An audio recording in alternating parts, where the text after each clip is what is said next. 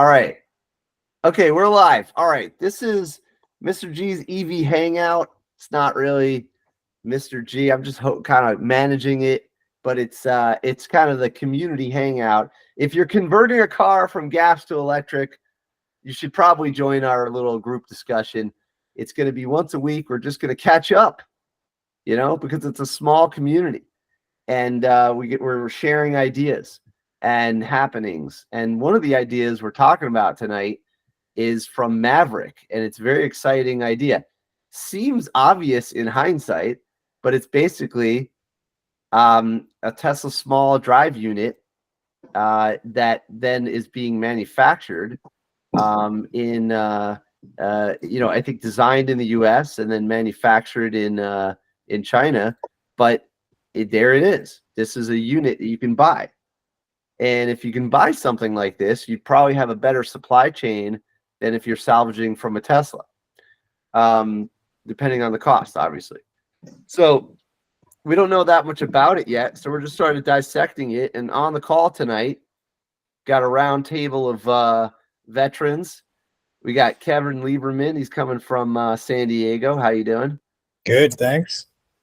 All right. And we got Tom Summers, the excitable Tom Summers. And Tom's on a boat right now. How you doing, Tom? I'm on a boat. Yeah, hey, man. I'm not gonna sing the rest, but Yeah.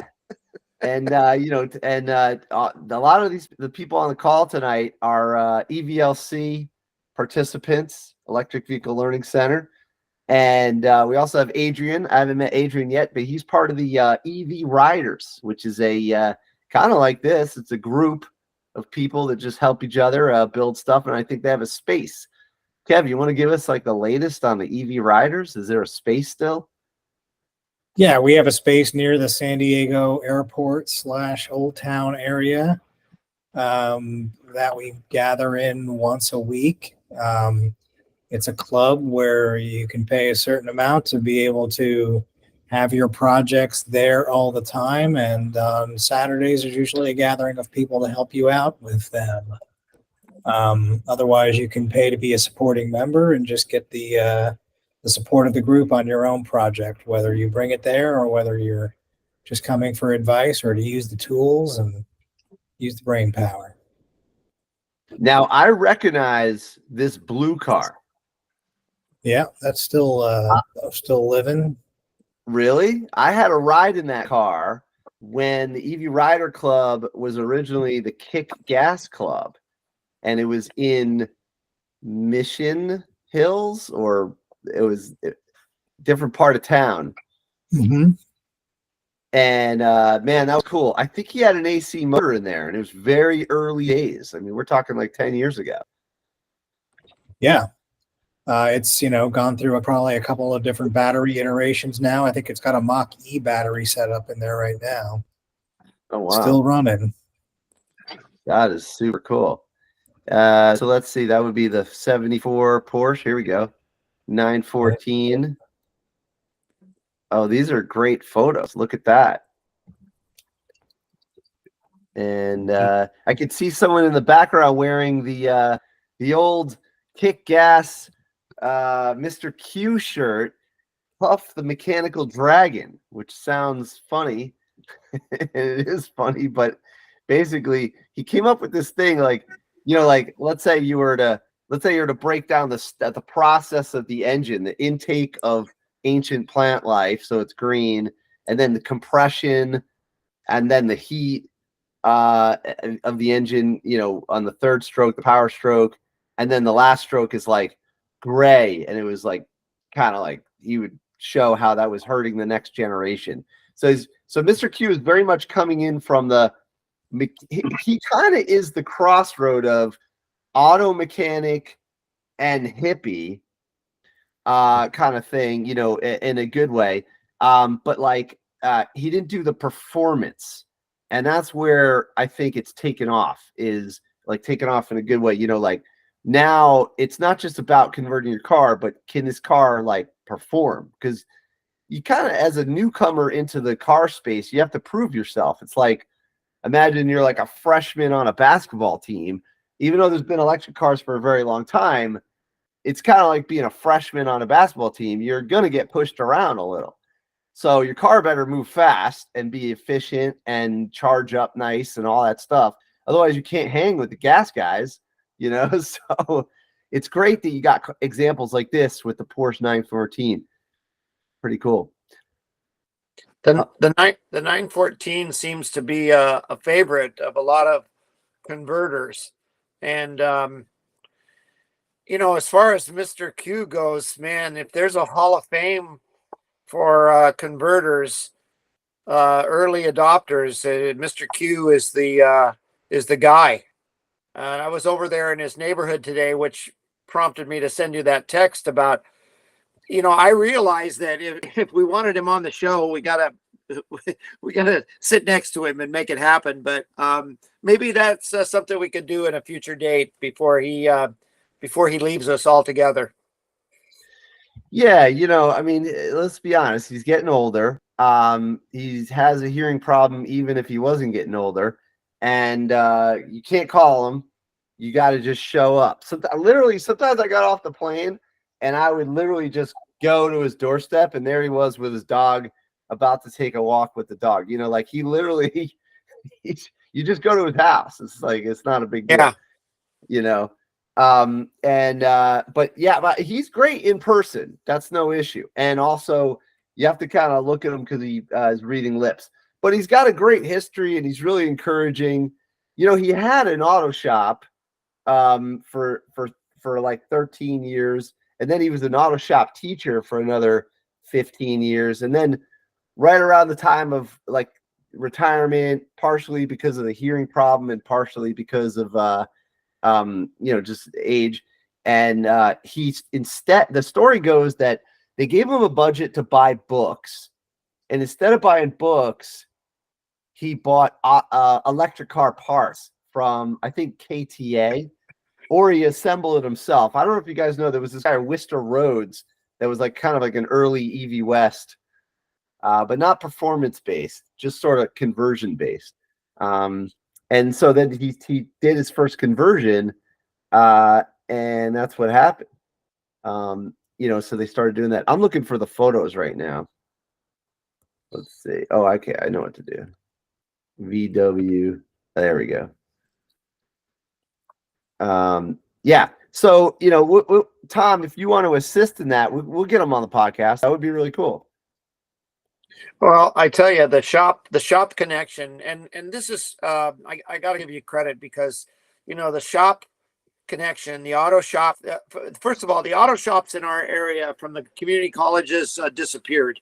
And now there's a big scramble to get them to get them jiggered up again. And my club, the San Diego Air Cooled, the VW Club, has a scholarship that we support one of the community colleges, one of their auto shop classes. And just yesterday or the day before yesterday, somebody from Mac Tools, this guy says he owns several Mac Tool bending trucks and he wants to support us. And so I'm thinking, okay, you can support us, but we're branching out. We're going electric. Oh, yeah. They're always surprised by that, right? They don't even realize how many people are doing that. Yeah. So yeah, this so was, go ahead. this is, okay. So this is a picture from that class that I took. And here's me in 2008. And then there's the Q on the left.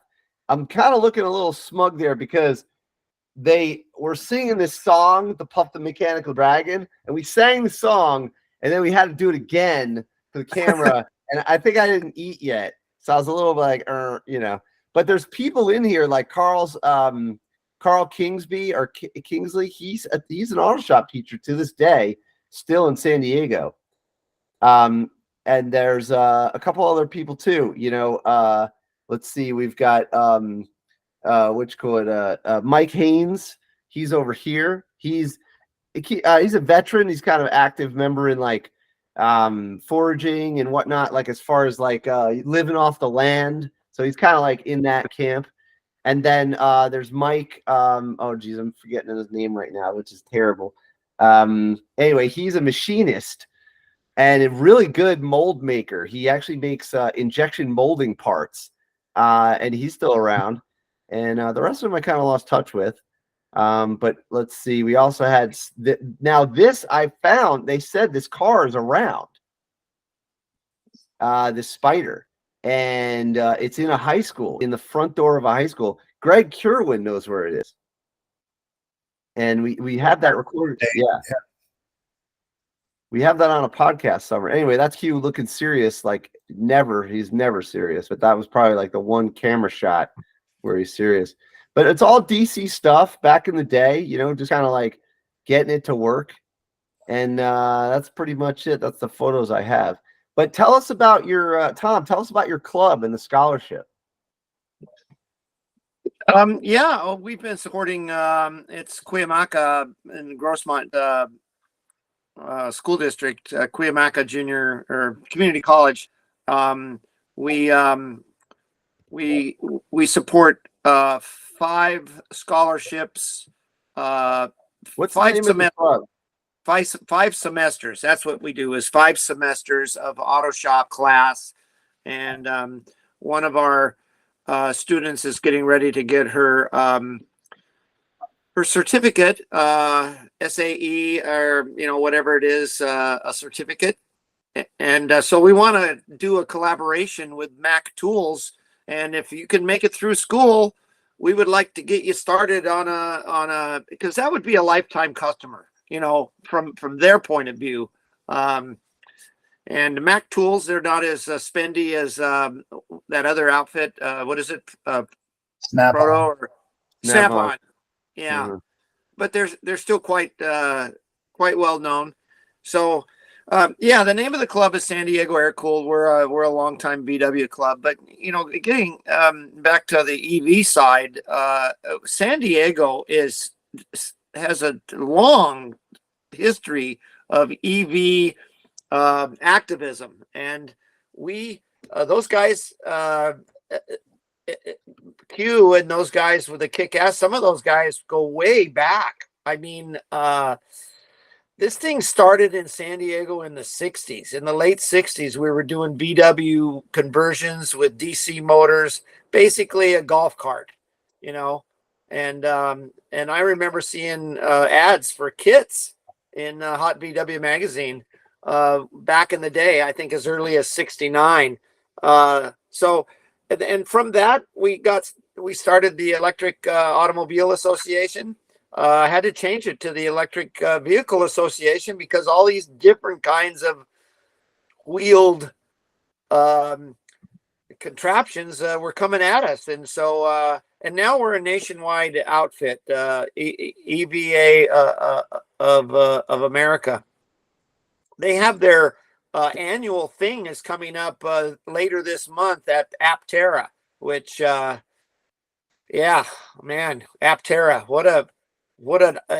go to Aptera, man. You'll get your mind blown. Yeah. When is that? When's that meeting? I think I'll find it for you, Alec. It's definitely worth attending. They do drawings for test drives too. So, that looks like one of our shows. Yeah, I'm supposed to do a tour of that place sometime soon. Yeah, well, listen, man, I think you're doing a really good job with Johnny, and I want to grow that channel and branch out into some other channels. You don't think you're that good yet, but really you are. Yeah, the videos look good. Look really man. well done, yet not over edited and over BS'd.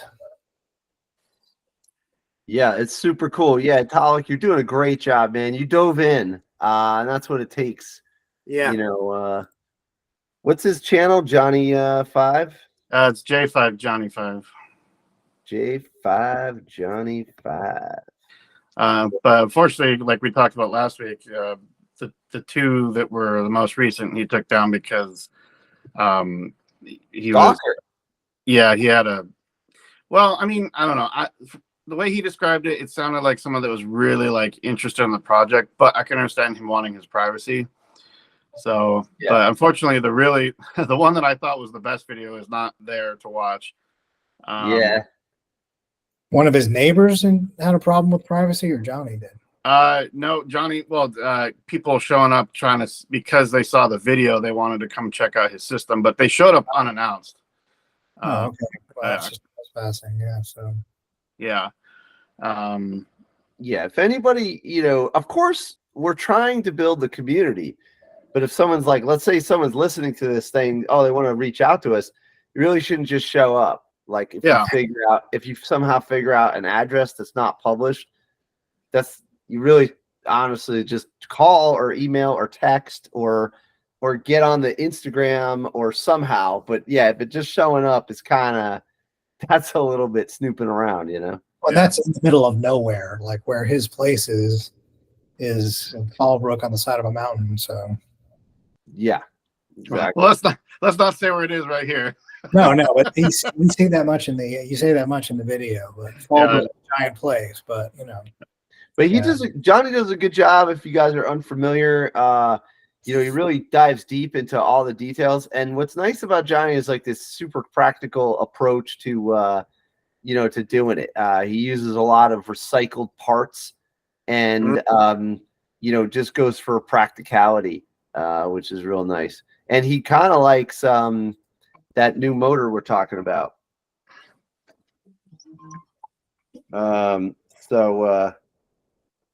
Yeah, he kind of likes that new motor, and I wish we could get that guy on here. We could, we'll get to him eventually, which would be pretty cool. Figure out this Maverick situation. What a cool idea, So yeah, I'm gonna try and pull up some of the photos. Right? Yeah, go ahead. What were you saying? Can you link to that company, that Mavericks thing? Yeah, I can do that. Yeah, it's maverickevs.com. I tried to look it up and found all kinds of non-related stuff. You want to just throw it in the chat, Talik? Sure. Yeah, but it's maverickevs.com. Yeah. Okay, I found it. I got it. We're going. I'm on my iPad, so I don't have a good keyboard. That's okay. Yeah. Speaking of keyboards, just unrelated, did you guys see the BlackBerry movie yet? Not yet. Oh my God, please see that. It's fantastic. Although it's embellished a little, but it's great. So this guy's into like off-road, which is great. See, that's what I'm talking about, is kind of like, imagine you put this in of course you could try and sell this, but if he puts it in an off-road vehicle and he completes, I mean, geez, even like half of the Baja 1000. And, like if he completes something, then that's it. It's proven, it's a proven thing. I remember, people were talking about the Myers, VW, but it's legendary, but it's not simply just a piece of art. It's that it was an efficient way of running a VW, and it completed the Baja 1000. I think he even won it one year or something. And then that was it. That's what really, it's the old model of win on Sunday, sell on Monday. Yeah. So if you're doing anything EV, you really got to make sure the thing actually works. So that was why, like, when we did the bus in California, I was like, okay, we need a car show. We can't just say, oh, we're done. We need a car show. We got to go somewhere and do something, so at least we got to the car show. But I really like that you guys are driving it around. That's amazing. So how far was that drive to the San Diego car show? It's about, let's see, I did it yesterday from pretty much approximation, was 58 kilometers. So not that much. I've been driving. It drives really nice. By the way, that Electric Vehicle Association national meeting is in Aptera at Carlsbad. It's a 4-day event. There's lots of activities. It starts on Friday the 26th and goes through until Monday the 29th. If you're interested, Talik. Sure. Or anybody listening to this after we publish. Yeah. Send me some links and I'll pull it up. Oh, someone wants to join the call. Let's see. Christopher. Oh, let's see. Let's see who this is. That's good. So I've got some photos I can pull up from. Oh, how you doing? It's The Rock. Hey guys, can you hear me okay? Yeah, what's up, Chris? Yeah, how you doing, man? Good. Just got home. Thought Dude, I'd see what you guys are up to. Yeah, thanks for joining. That's excellent, man. Let me introduce you. So this is Chris Rocky Hernandez. He's been on my Shop Class podcast before. He's an engineer, and he provides a little bit of a makerspace for his son and the kids in the neighborhood. And they make gas projects, but they also do EVs. They're doing go-karts and stuff, and he's real into it. He actually came to EVLC and he visited. Chris, what did you think of EVLC that time you visited? I think we were right on lunch when you showed up. Yeah, it was pretty cool. It was definitely you could tell that there's a lot to learn and a lot offered there. There was quite a few people that seemed to be very engaged, and I think it's great that kind of thing exists. It sounds like you guys have a pretty good curriculum and a lot of support with EV West right across the street, or not even the street, the parking lot. And so, yeah, I thought it was really great. That's cool, man. You have some project ideas in mind, and I think that's really cool, man. We got to get going on some of that stuff. Perfect timing. What you see on the screen is something we discovered last week. Actually, no, sorry. When I was in Colorado, I went for skiing, and I saw this motor that I had never seen, and it's basically a replacement clone for a Tesla small drive unit, and it's built. I think it's designed here, but it's built in China, and they're testing it on off-road vehicles, and that's what it looks like. That's pretty cool. Yeah. Oh, you can download the CAD file. The product sheet is right here. There we go. How much is it? That's a good question. I don't know. Have you guys seen Tremec, what they're coming out with? That they actually bought Electric GT, and they have their own like product line coming out now. So they've got initially it almost looks like the Lucid motor. Are you guys familiar with Lucid motor? Yeah, that tiny little thing. Yeah, it's tiny, but it's got the differential like inside the rotor of the motor itself. Yeah. So it looks kind of like that. Yeah, there you go. So Tremec actually acquired Electric GT. Really? And now they're speeding it up, right? So now they're offering some actual. There's like this stuff still available, but with Tremec is like, I mean, they've been around forever making transmissions and powertrains and Is stuff. that owned by Dana? I don't know. Okay. But they actually have a motor that looks like it fits in like a TH350 or like a Turbo 350 or Turbo 400 transmission case, but it's a whole ass motor. Wow. That they're working on. So it like fits in the transmission tunnel of like any old V8, any old car, and it'll go into in place of a transmission. But they also have like a dual motor with two out, like it almost looks like the Lucid Drive. That's already kind of, I saw it. I forget where the hell I saw it, but I saw that a few days ago and I thought, man, that's awesome.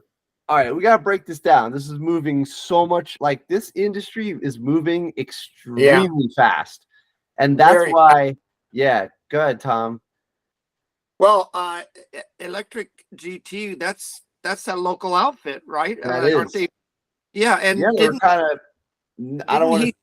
Didn't he spin off from? Yes, I don't want to say anything that I shouldn't, but like, that was kind of probably birthed at EV West, and then and I was just going to say, not sure. Sorry, I don't mean to talk over you, but I just recently met Eddie with a really hard to pronounce last name from Revolt in Oceanside, and so and Well, I'll say something. And this is actually I'm lauding Michael Bream, because people hang out with him for a while, then they go on to become stars in their own right, and that's kind of impressive. That's true. Yeah, I don't think Bream probably doesn't get enough credit for. He's basically like a startup incubator. How many companies have come out of there? Yeah, he's very generous with his knowledge and time, and yes, helping people get going. So yeah, it's and like, of course, people go different ways, if you want to put it a nice way. But I mean, still, even back in the day, like when my supplier from 2008, 2009 retired, and then he was like, I don't know. He's like, I'm like, where am I going to get a supplier from? And he was like, oh, look, there's this new guy, Michael Bream. You should go see him. And open door. Bream just was like, no problem. By the way, Jehu Garcia is about to join. Oh, Right. cool. Right. Woo! Yeah, right on. Yeah, I didn't get a chance to talk with Michael Bream very much, but he seemed very nice. I actually recently went to the Legacy EV training here in Tempe. Oh, you got to tell us what you think, man. I finished that class up. My son and I both went. Oh, wow. And so that was super cool. And I hung out with Greg Snowden. Oh, yeah. Snow. Yeah. And I visited the Revolt shop before and spent some time with those guys. But I didn't really appreciate that Michael Bream played such a big role kind of early on. I mean, he seems kind of like the, I guess, godfather, for the lack of a better term, of all this stuff. But yeah, he was pioneered from the beginning, man. And performance. I think there was a lot of people that were doing, like I said, like kind of the Mr. Q's. And then there was a company called KTA. I don't know what it stood for, but Wister Rhodes, great engineer that had taken a break from working in research and development at Hewlett Packard and decided to get into the EV space. When they crossed over to lithium, he kind of survived about a year, and then he sort of called it quits, and then went back to work for Hewlett Packard. But the difference, I think, the big departure, maybe I don't know the entire history of the entire industry, but from my perspective, the San Diego scene, the real big jump was when Michael Bream was doing performance, and then people got into that. And so I think that really kind of gave everyone a boost. I don't know. Let me introduce Jehu Garcia is in the house. How you doing? Jehu! Woo! Oh, you're muted. You got to unmute yourself. I can't do it from my end. Hey, how's it going? That's better. Speaking of pioneers, I was like, oh my God, it's like, it's the time. It's that time. Yeah. Yeah. No, I was, who I was on the phone with? With Trent. Oh, yeah. Okay. Yeah. He used to work in the US as well, right? Yeah. And, he needs some batteries or whatever. So I was like, yeah, we got batteries for you. Come on. And so. Awesome. And I bought batteries from you. I don't know if people know, but, Jehu, what he does is he comes up solutions. It's not just the batteries, but like how you attach the batteries. And I got to tell you, dude, I think, Jehu, the people that sell copper are probably going to be pissed off at you. Oh, there's all kinds of people pissed at me. Oh, yeah. Well, you're doing it right then, man. Welcome to the club. Get in line. Yeah. So like, Jade came up with this one plate PCB board, and there's another game changer. Like, who's using PCB boards as the way to connect your batteries? Like, Jehu's like, just make it bigger and like give me some traces the size of like a freaking hoagie from Philadelphia or something. Like, he's like, boom, just bolt it on. We're like, yeah, but what about the BMS? He's like, don't worry, I'll put traces in for that. You don't got to do anything anymore. No more soldering. No more big fat 2-aught cable. Just put the plate on there. And I got some. Well, I'm not the first one to think about this, because I've come across batteries that been, I don't know, 10 years ago or whatever, and they're using PCBs the way I'm like, yeah, I'm not, everything's been done already. It's just, it's not popular for some reason. I'm like, why are people doing this the hard way? Like, come on. That's funny. It's so hard. true. Yeah. Well, the other thing I like about that is the way you can use it as a teaching tool, where you have like the step up in the voltage as you add the series together. That's really nice. Yeah. And all the markings, we can put all kinds of info that customers or builders need, right? Like what's the size of the stud of these cells, right? If it's a known cell, right, that we're using this, like, oh, all the info is there, is this thread and this pitch. There's even links to where to get them, so you don't have to go looking for them. Oh, that's cool. Markings for the BMSs. We can recommend BMSs. We can recommend washers, locking, all kinds of stuff. You just, the PCB board lends itself to put all kinds of cool info in there that is useful for people that are building batteries. I noticed that you well, first of all, you can design it on your computer, and if you mess up, you can go back and change it. And I don't know who's making them for you, but I'm assuming it's somewhere here in the States, right? You're not having them shipped over from somewhere offshore, are you? Oh no, yeah, China is the only place that makes affordable PCBs. Yeah, okay. like, it would cost crazy amounts of money if we do it here in the States. Oh, okay. So yeah, China, and then PCB Way sponsors my channel. Yeah. It's like I hate watching commercials on YouTube videos.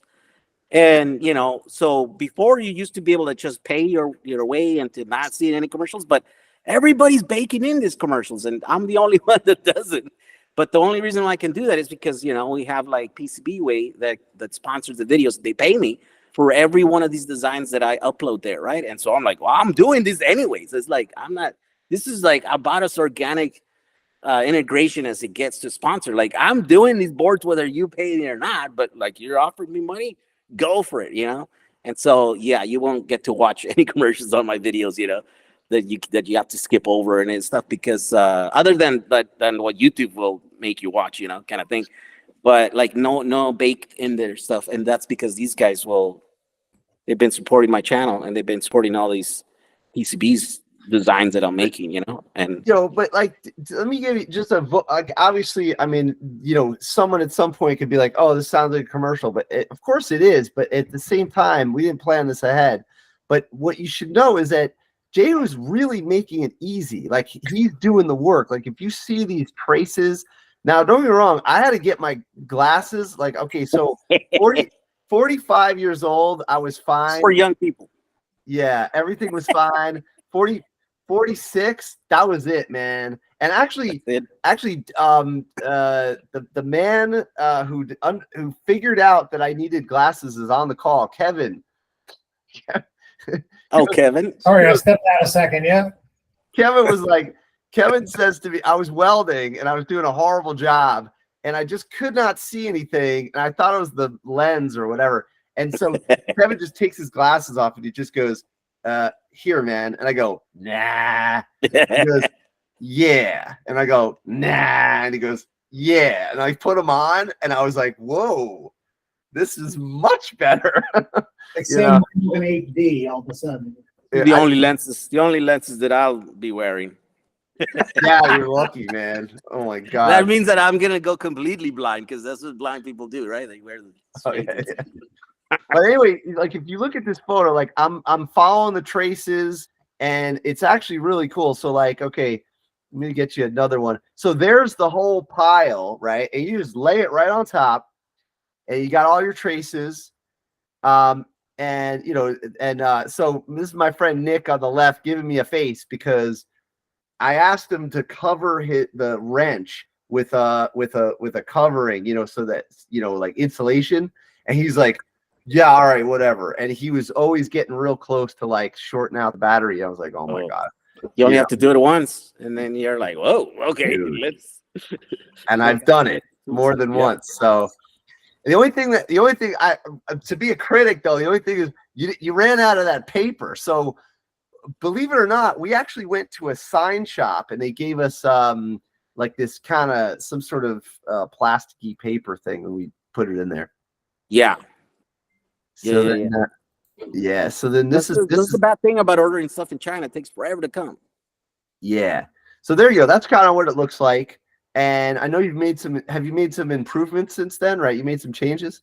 I have. I mean, every iterate. I mean, there's every batch. It's like I iterate. You know, I change a little bit here. Oh, let me add this. Let me change this size of this hole because it doesn't work better. Let me change the connector so that I can have backwards compatibility with like other stuff. You know, so yeah, it's ever changing. You know, like.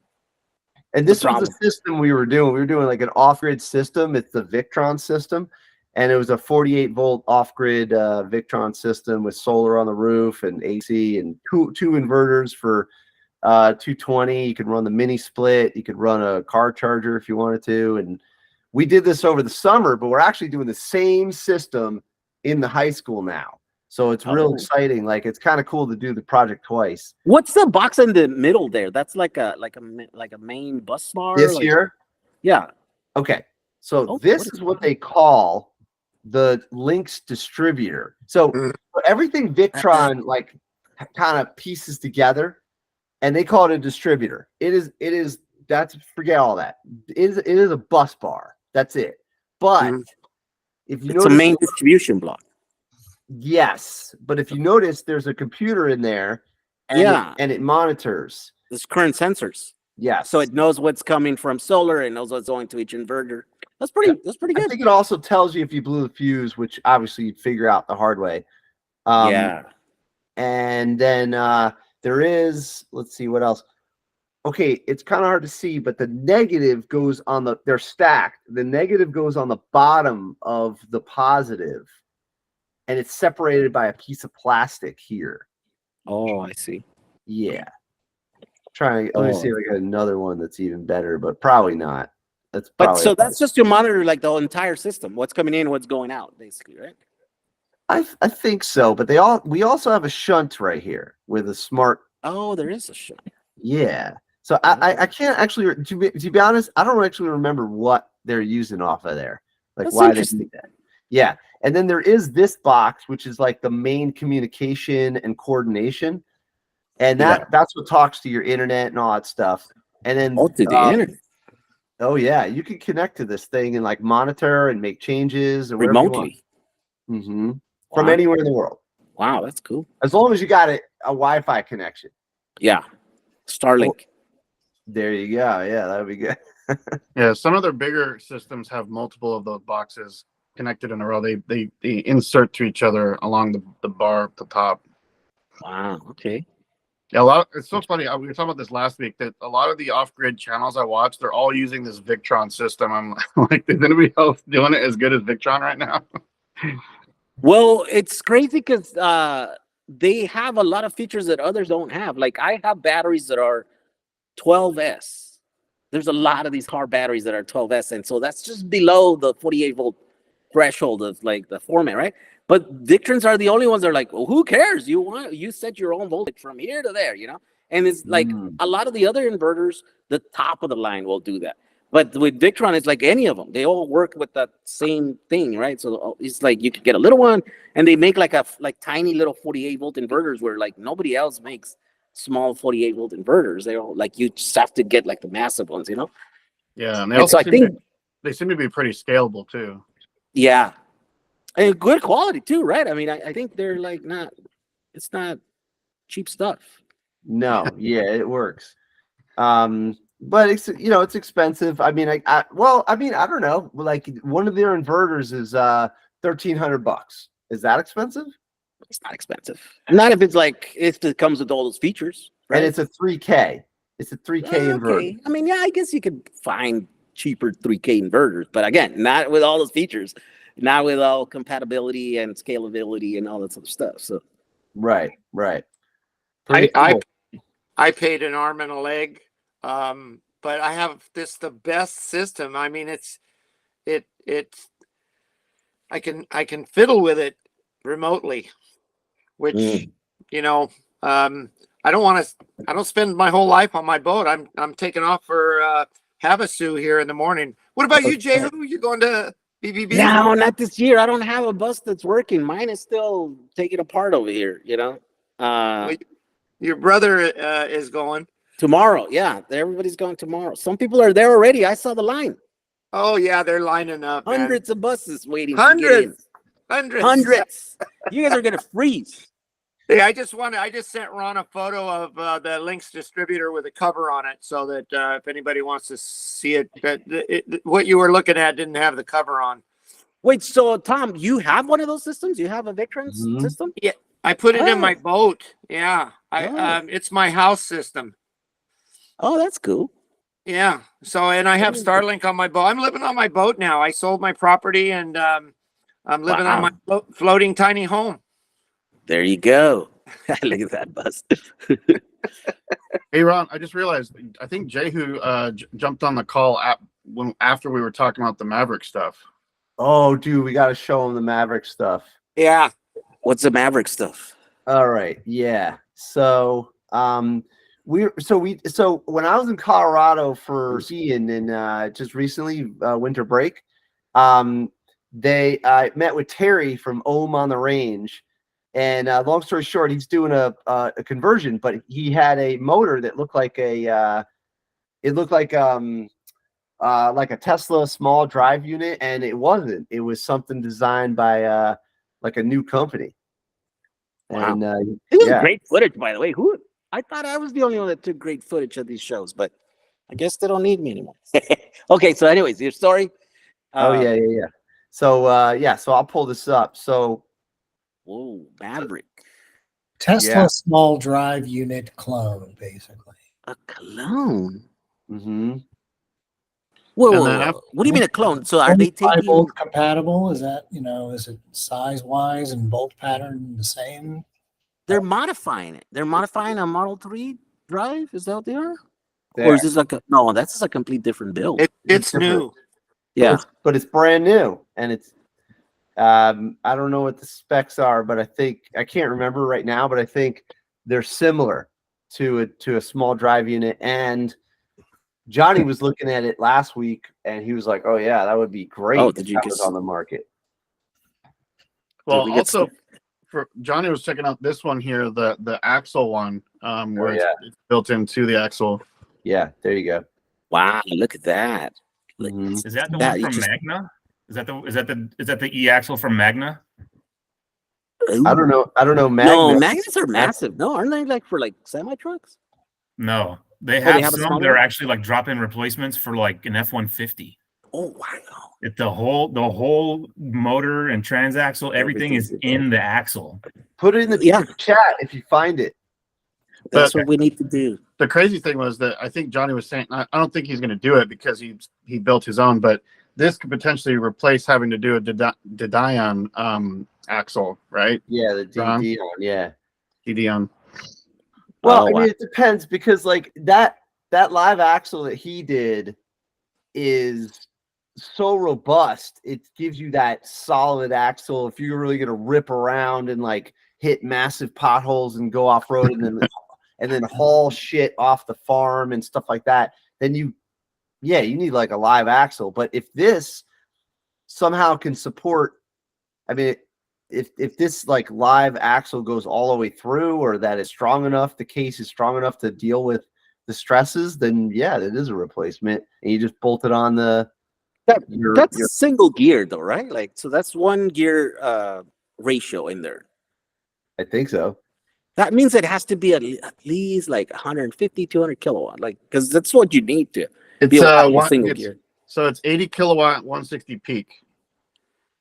Oh, on the web. Well, that's what it says on the website here. So it's either gonna have a lot of torque on the bottom and not like very high top speed, or it's gonna be kind of weak and Oh, here we go. It's not a lot of horsepower, I guess, right? Because you have to choose one or the other. You can't. This is not it. Not 100 kilowatt. 85 kilowatt with a peak power of 255. Oh wow, the peaks are big, but is that why? Because it doesn't have cooling? What's the deal there? Don't know. Good question. Hey, show them the dual one on the Instagram post. Okay. Which Instagram is it on? His? Yeah, the Maverick. It's like the third picture or something like that. Yeah. Okay. And who's Maverick? Yeah, we don't know. Oh, okay. we're Okay. trying to get to the bottom of this.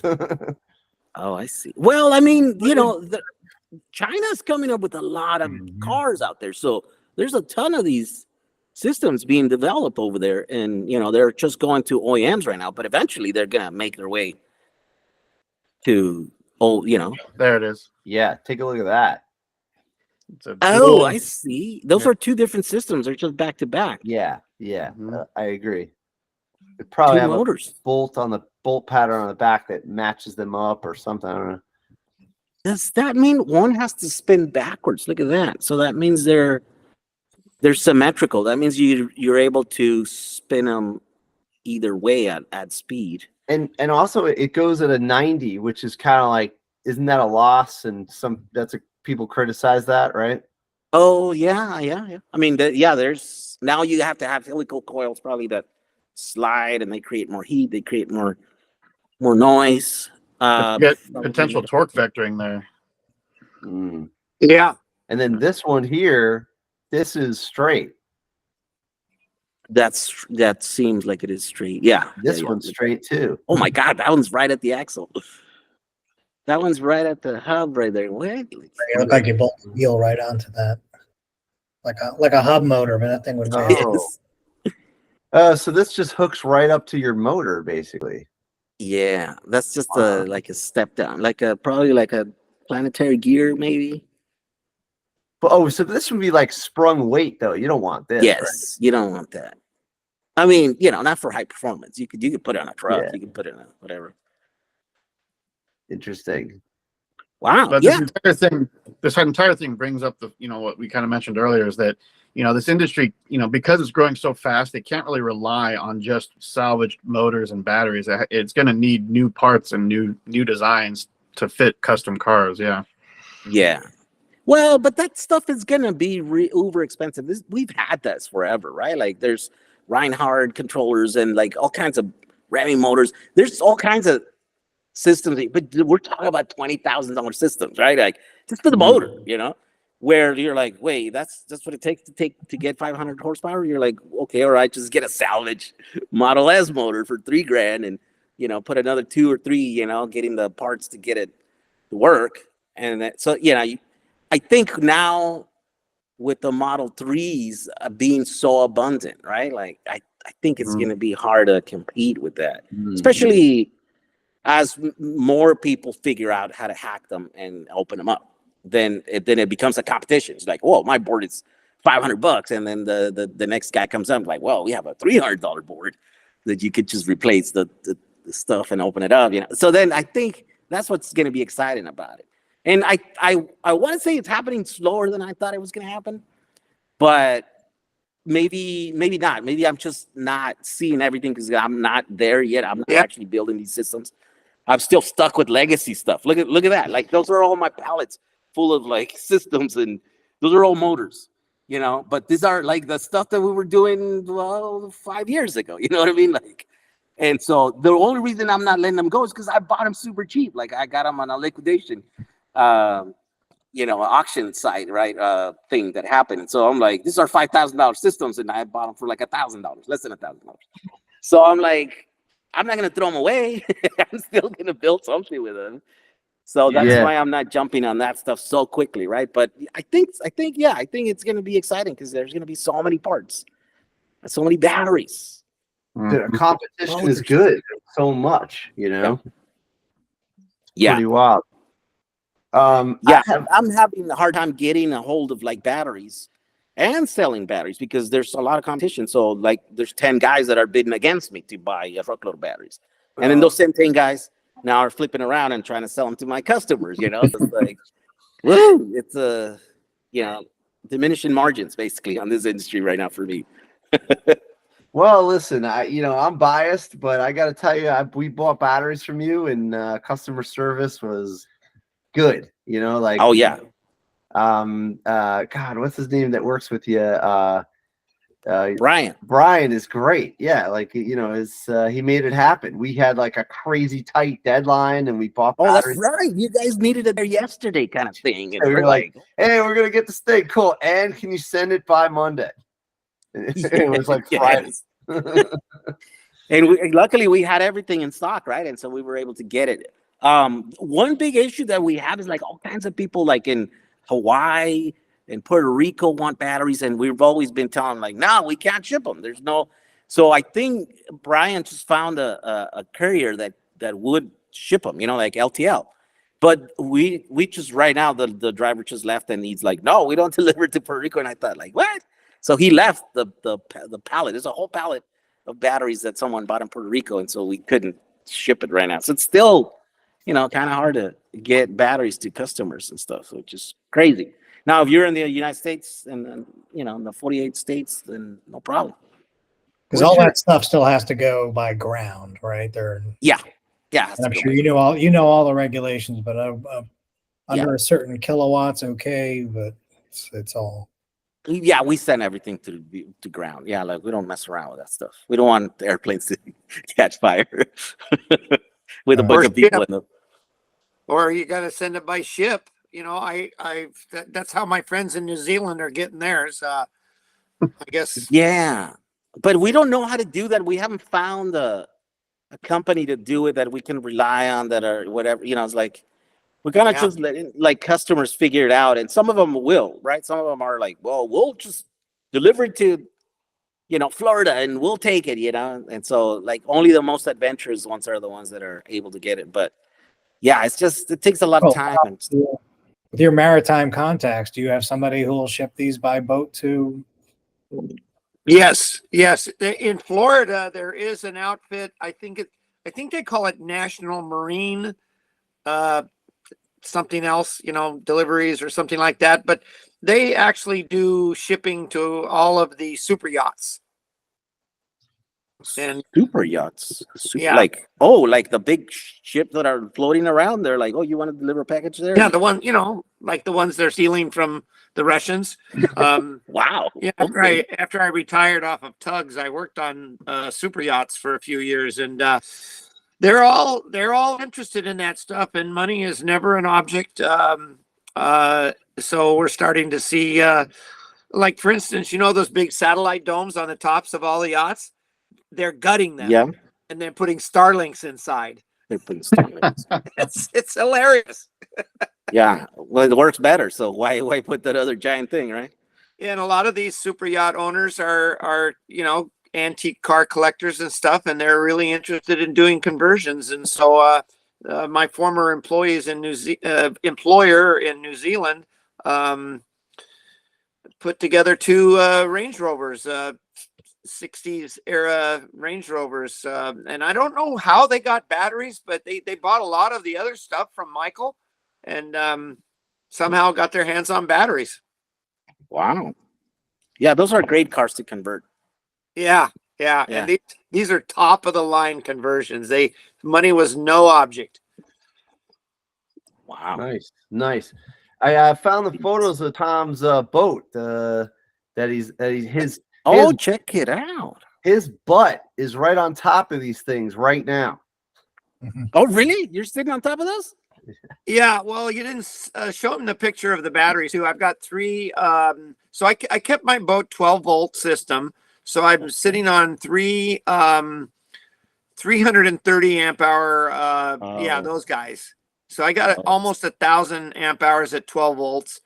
And those are Victron batteries. Yes, I spent bigly on this because I want to be able to flip this if I so decide to that this isn't for me.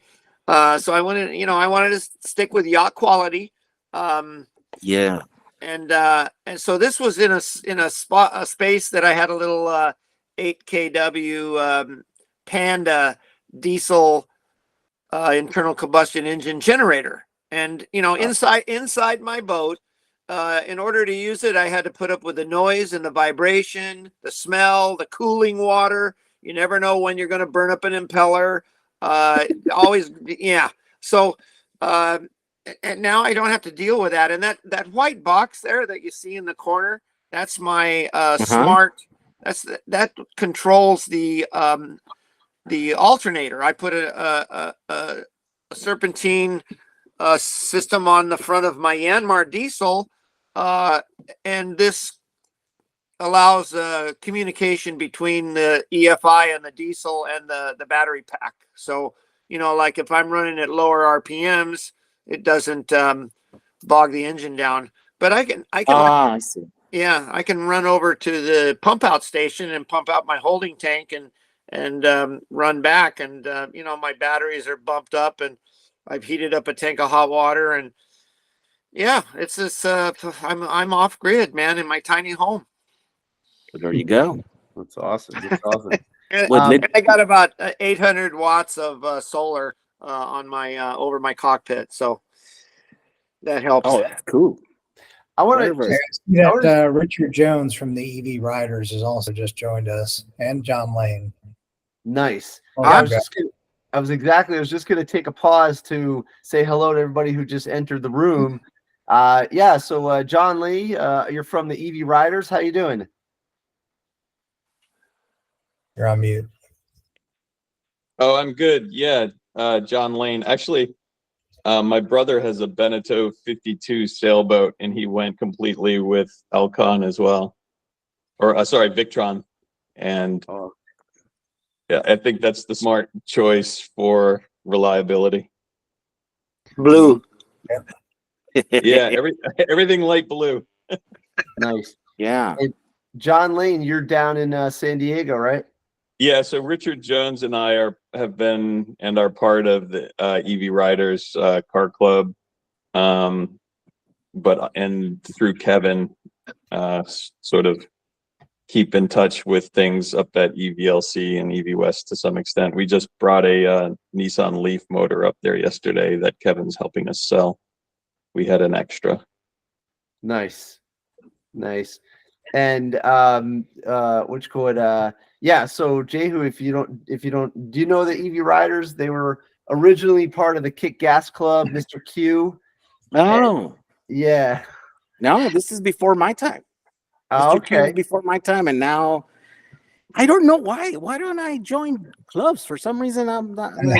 You're too far north. Well, it's Well, one for one, but I'm sure there's clubs out here. I just, for some reason, Yeah. I'm a lone rider. well. That's funny.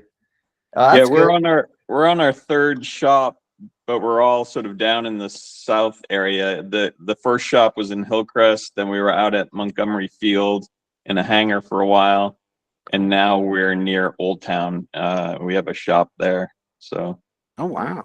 yeah, That's we've got right now we've got a 912 Porsche 912 that we're gonna start converting, and then so Hyper 9, and then in about a week or two, we're getting a Fiat 124 that a member is bringing in to convert, also Hyper 9.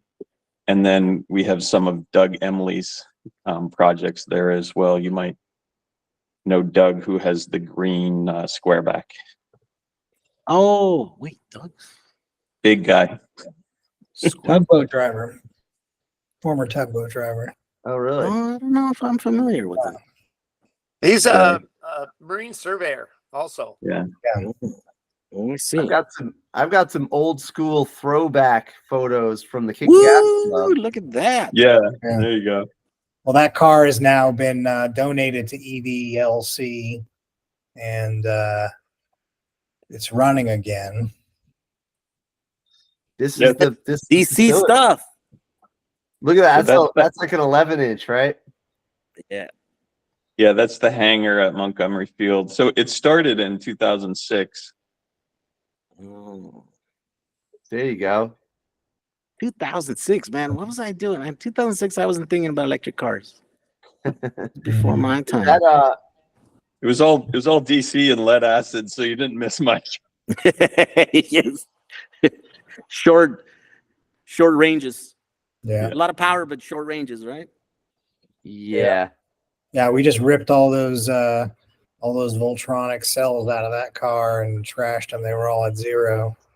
Oh the yeah. airplane hangar next. Hey, door. those early lithium iron phosphates were terrible, right? I mean, they were. You would get 100 of them, and then like 10 of them were like way off, like just like they didn't put out the same amount of power, or they were like crazy different size, and capacity. It was just crazy, like how terrible they were. And they die and swell up, and you can't pull them out of the car. That's how I know. Yeah, Yeah. they would sell out. What Look- about the controllers? Because I remember, remember that Zilla? Yeah, Was that's that- what I still have in the humbug. That was towards the beginning of this whole thing. they're Zilla, still- yeah. It was made by Omar, right? Omar? Yeah, and I think he sold to Richard Rudman. Well, Richard Jones is very familiar with those. There we go. The Zilla. Yeah. I still have that in the humbug. That's what You're running. Oh, okay. Yeah. So that's because what was the deal with why was high power electronics so hard to get back then? Right? I mean, we've had transistors since the 60s, but why was there not high power like That's a motor great transistors? question. Does I think anybody know most of the DC motors then were like that they were using for conversions were out of forklifts and things like that. Yes. And it was only when Omar Ebenok wanted to like race his 914. He converted a orange 914, and I think he and other people wanted higher power for racing. And Omar put actually dual DC motors in his 914 back in the day, and had like a public charging from solar off of his house in San Jose. And so, but this was like early 2000s. Okay. So he was sort of a real pioneer of. What was the electric zombie? I was gonna say, what did that have? Did that have his controller, or that had a different one? Oh, so that had Siamese DC motors. Okay, Yeah. Was that Ford? In line. Oh wow. So Omar's was stacked with some sort of belt or something. Oh, I see. Oh, is that's that old. the orange? There's bad. yeah. Wow. Yeah, so these guys I think just wanted to go racing and wanted more power. So, and there wasn't anything available, so Omar designed and built it, and then he bought some sort of like manufacturing like components placement machine to like try to manufacture them. And I think he had plates. Yeah, and he basically was manufacturing them, but then kind of like needed somebody else to manufacture them, and then the whole thing ended up with Rudman at Manzanita. Right. Manzanita Micro, yeah. Ron, go back to the UPS van or the USPS van. Oh, gone postal. Yeah, I think I saw that thing out in at the museum in Arizona. Yeah, that's Rudman, and he had a yellow hot rod as well. Imagine if they had lithium batteries back then, right? You guys are doing all this with like lead acid during those days. Yeah. Well, I think that's the sad part. Didn't they have lithium then? No, I don't think so. When I got into it, the hot thing was Optima yellow tops. Yeah. Yeah. Okay. So, I mean, didn't lithium ion batteries exist in like camcorders and stuff in the 90s? That's Well, was the one that came out with it. yeah, but I mean, nobody was crazy enough to put a bunch of tiny little bad cells. I mean, literally, Tesla's the only crazy, entity that was like. Well, EV propulsion. EV propulsion first did that with their T0. Sorry, AC propulsion. AC propulsion, but like they also had a lead acid version, right? I think the one we saw at the Peterson is lead acid. Is the T0 yellow? Oh, really? They have there? No kidding. Yeah. So if they did get into it, they really didn't develop too much into it because it wasn't until they sold whatever Tesla thing that it was really took off or something. I think that's as far as I know. It was the Thunder Sky prismatics that first emerged on the scene, but but they were quite expensive, and Yeah. then yeah, And terrible all yeah. the way around. yeah. Inconsistent. Inconsistent. Yeah, and they wouldn't last so long. Yeah, they would like just die. You know, you would run them a few cycles, you would run them low, they would all die at the bottom, you know. So they're like, well, that's why we're all bottom balancing, you know, trying to get them to not die at the bottom. Yeah, it was crazy times, definitely. What do you think? And you came along with your laptop batteries. I think that was at least a dozen years ago, wasn't it? Well, that was around when Tesla was announced the Model S. Yeah. And I'm like, Oh. what the hell? They're using like laptop batteries? Like, no way. Oh, look at that. Oh yeah, Optima yellow tops on the T0. Optimus. That is crazy. Oh yeah, and there's the crazy black box that AC Propulsion had. I remember reading the forums at that time, and everybody wanted to know what's inside that box because we were like, because this is the first AC, right? This is the first AC controller. And Well, there was this, and then there was a guy up north that you could buy Siemens gear from. demons. Like a Russian guy, I forget his name, but he put Siemens in like a Honda CRV, which was pretty effective, and he was selling Siemens as well. And I think And that was equipment for like forklifts, like big, large size forklifts, or what were that developed for? The Siemens. I don't know. It's an AC system. It's actually the same system that Ford started putting in those Ranger trucks. Oh, I see. Yeah. And those were all AC. So it was kind of like Siemens AC, and then there was AC Propulsion, and those were sort of the first ones to emerge, but they were just so expensive that it kind of, you know, people. I remember when Richard Rodriguez put AC and lithium into his blue 914.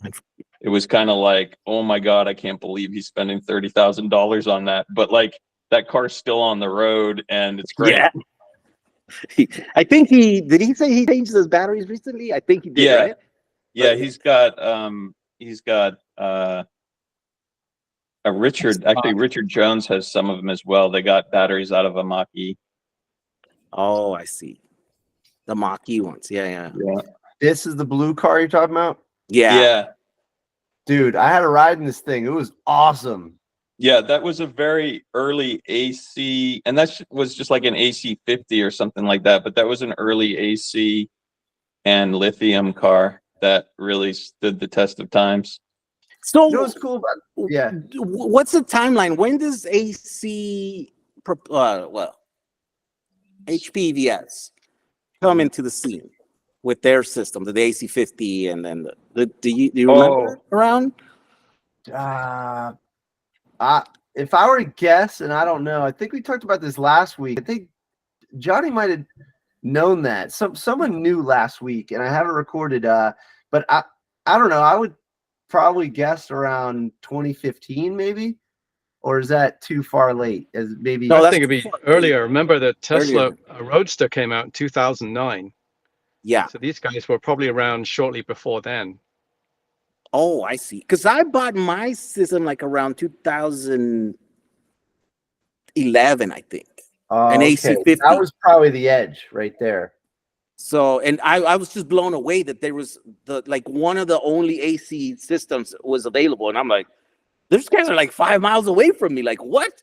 Like, their office is literally, I can walk there, you know? It's like, I was blown away. I'm like, whoa, I'm going that way. Because I was kind of, you know, weighing in, like, am I going to go with a DC system or an AC system, you know? And I'm like, well, the future's an AC because that's what Tesla's doing, you know? They have the Roadster. And then I look at their address and I'm like, oh, my God. And not only that, the guy, the owner, he literally lived a mile away from my house. Like, he was my neighbor. And so I was like, Wow. Okay, well, I'm going with that.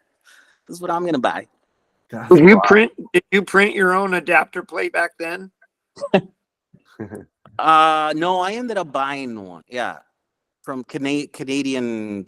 Oh yeah, something. Canadian Electric V. They've been around forever. Yes. Yeah. So I ended up buying their adapter. It was the cheapest one that I could find. You know, at that time I was just, scrounging.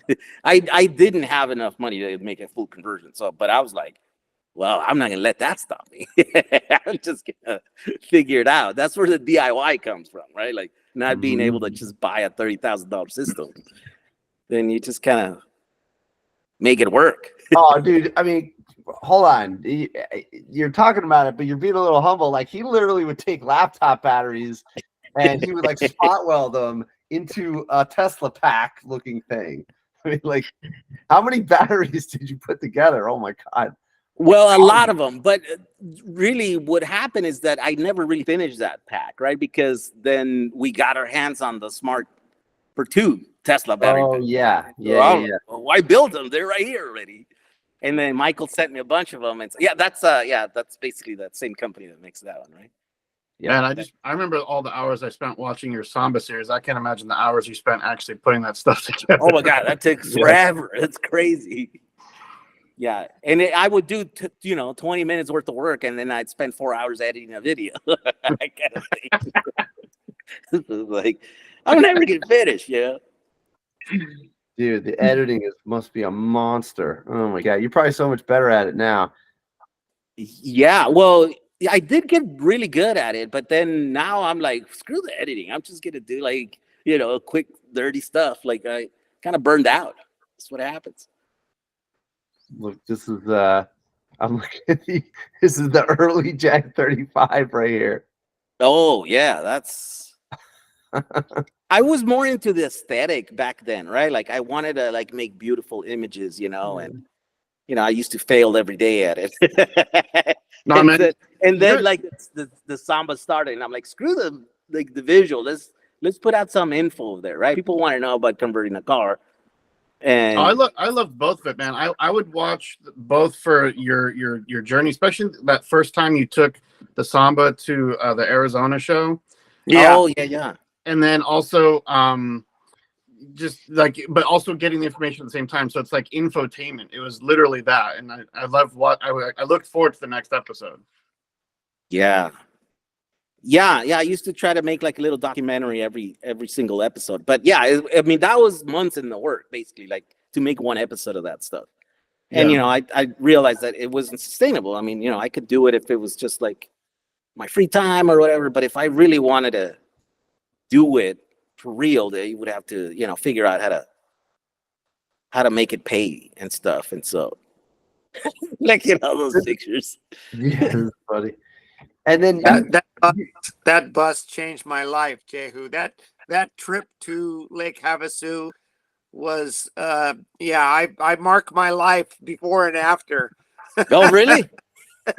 Oh yeah. That was defining moment right there. Yeah. I mean, it was an epic journey, and I'm actually like for a split second, I'm actually in that movie. I think that movie still gets seen by millions, doesn't it? Yeah, it gets quite a bit of views still. Yeah. Which one are you guys talking about? The trip to Lake Havasu. It was probably one. It's like so weird that I don't even know which one it is.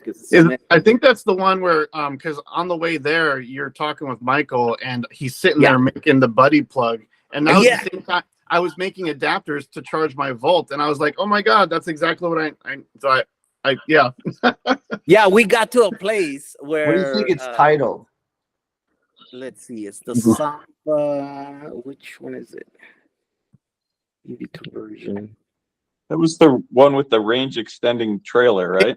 Yeah, there's this. Yeah. Stopping in Joshua Tree. Maybe that one. That one I think is this installing 23. No, that's not gonna be it. It was the actual trip it was your road trip blog, I think. It's so funny because you guys talk about Lake Havasu like it's nothing, but being from Jersey, like I went to Lake Havasu because my friend Tony's an auto shop teacher, retired in San Diego. He took me out there and he's like, yeah, listen, there's the London Bridge is here. And I was like, wait, what are you talking about? I thought that was a joke. Like literally that's a legend that like it was a joke that a town had bought but they did, and they installed it and it's there. It's there. Yeah, I think so. McCulloch did that. Yeah. It's not the iconic London Bridge. But it's a London. It's a London Bridge. Yeah. Fair enough, Richard. Fair enough. Still quite a good engineering feat. Yeah, man. Yeah, definitely. Oh, Yeah, you know what's so crazy in about this? New Like, York. That was a while ago. oh yeah, that's when I met you, right? Yeah. And 8 then years ago, and then Casey and everything. 8 years ago, man. Yeah, that's when. Dude, what So happened? this is like almost 10 years ago, because wasn't that 2014 when you went out there? I went several years, but Like- I do remember. I think that might have been the first time that I went and I recorded it. Yeah, that's the problem with making. Buses by the Bay. This one. Oh, this was that Sama one. series. that. Pick the one you think it is. I gotta let someone in the front door here. It goes Oh. ding dong. I think Johnny's joining. Oh, cool. Oh, All right. Johnny. See, this is a good get together. This is what's kind of needed. You know, it's like this. It's happening so fast that it's hard to keep up. So it's kind of a cool thing if we do like a Tuesday get together. You know, and it's casual. You just get stories and people involved, and then you connect the dots. You know, like geez, like you're looking for boating and shipping, and Tom's like a boat expert dude. You know, it's like. And then the Victron systems, and it's great. This is great. Oh yeah. And I should mention actually, Richard from the EV Riders, he gave me a ride in the original Roadster like a million years ago, and honestly, that was like a convincing moment for me. That was a really big deal. And he probably does. I probably tell him every time I see him, but it's probably like, yeah, I got it already, dude. He's probably Richard. Thank you. You know. Oh, you're muted. One of the things that convinced you to buy the Tesla stock, and yes, then that helped in the into, Tesla stock. Yeah. financial Oh cushion. wow.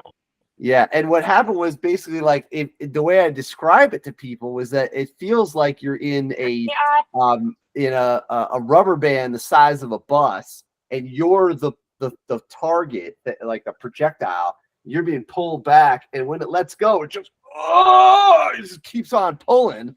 And like I just never experienced anything like that. I was like, except for being in like a crazy dragster, you know, but like silent and moves, and it keeps on accelerating.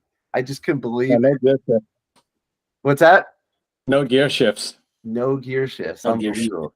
And you don't still have the car, right? No, I sold it a few years ago, but it's still in San Diego. Actually, Richard Rodriguez with the blue 914, a buddy of his bought it, who also had a 914, and I'm kind of kicking myself when he bought the car off me. I should have said, give me your 914 in exchange. Oh, yeah. Yeah. But, Go yeah. ahead. I kind of miss it. Now, but Gruber there's another Motor guy in Works. EV Riders called Jim Gill, who still has his gunmetal gray Roadster. So we still get Roadster showing up down at the club quite often. Oh, that's cool. We should welcome in Johnny 5. How you doing? Hi. Can you hear me okay? Yeah, we got you. Nice. Hey, Johnny's a great contribution. Oh, Jehu? What's that? Yeah, I'm here. What's happening? I think I just got you some batteries. Oh shit, really? I just finished talking to Trent right before jumping in this one. I was talking Cool. to Trent, and he's like, "Hey, we need some of those batteries." Yeah, need them for sure. Yeah, Awesome, he man. told me the project that you're working on. I thought, well, that's crazy. That's a crazy project. Yeah, pretty cool. Yeah. Awesome, man. Yeah. Nice.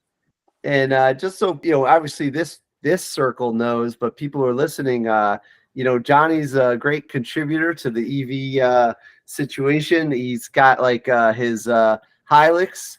These are great, detailed. He's kind of like open source kind of guy. He gives away all his secrets, and it's great stuff. Leading the pack as far as like a pickup truck, a small pickup truck with the Tesla motor in it, but with a live axle, and that's actually really cool.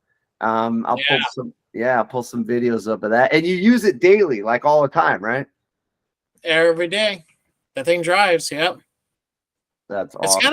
kind of weird, like driving a conversion that's like, I mean, it's over a year old now, but it's just every now and then I think like, man, this is like a conversion truck that I'm on the freeway with. It's like, you know, Yeah. kind of Yeah. weird. Have you driven it down to zero, like no voltage on the batteries, like it won't roll anymore? I Oh, haven't yet. I don't Come have on, the best man. view. Like I used to do that like every month, like at least once. You know, it'd be like, it's not going anymore. Come on. Like right when it's at nominal voltage, I'm like, I don't know. Oh, It's really? kinda- Oh, you no. Oh man, come on. You gotta live. We did that to the Brazilian bus on the way back from LA, and yeah, but it survived. You know, I mean, I died about a mile from the shop. It's Yeah. usually how it happens. The BMS did its business. The controller did its business, cutting you off before you killed it, and that was, that Yes, worked the way it was yes. supposed to. So Wait. Exactly. So what was the voltage on the battery?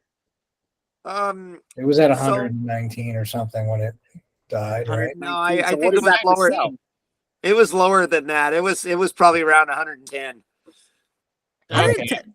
But that's on a 30. Wait, what? That's on But he's 6S, right? On the Yeah. 36S. Yes. so that's It 42. got hot. It got real hot, and it retained heat for a while. But the Mhm. BMS did its job.